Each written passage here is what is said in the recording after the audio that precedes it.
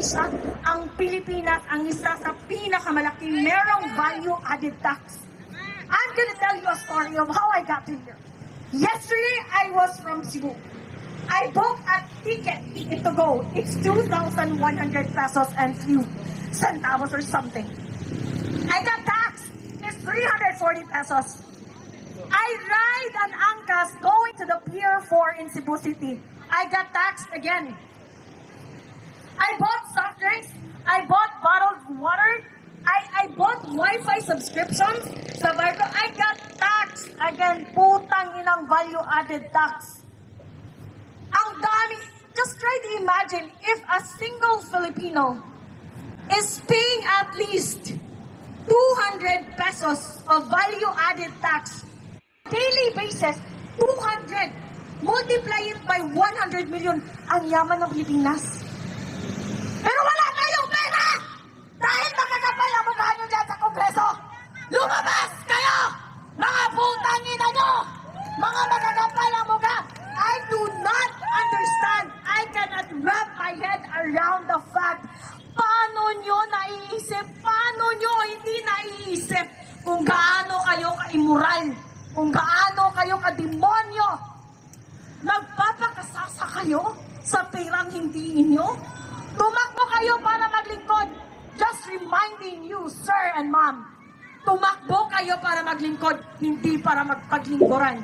And don't start with us honoring, telling you, addressing you as honorable. Kasi between you and the taong bayan, you are the least. You are the least organization with honors. With honors, you don't have any, zero. You don't have in any honors, wala kayong mga moral, wala kayong mga immoral kayo, mga makakapal. I am so frustrated, I am so angry beyond angry. Nakakaputang ina kayong lahat dyan sa House of Representatives. Mga mamatay na sana kayong lahat, tamaan kayo ng kidlat.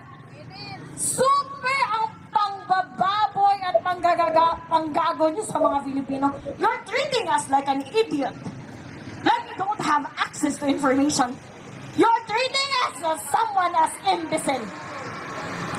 Kaya na yung sumugod ngayon at sunugin ang mga kaluluwa nyo dahil napilong kayo sa impyerno, mga putang ina nyo. Tingnan nyo. Eto, mga drivers, mga minimum wage earners, sila ang nagpapakain sa'yo. Nagpapakain, kami ang nagpa-fund ng lifestyle nyo. Mga putang ina. Ano ginagawa nyo dyan sa Senate? Ano ginagawa nyo dyan sa Congress? Are you just doing log in and log out and that's it? No!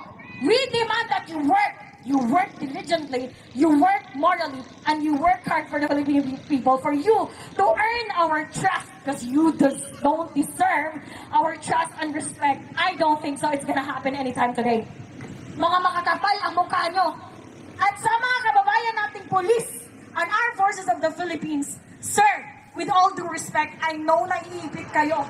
Naiipit kayo kasi ang chief of command nyo, nakakabutang ina. But then you're bound by your service, and you're bound by your contract, and you're bound by your employment. But please,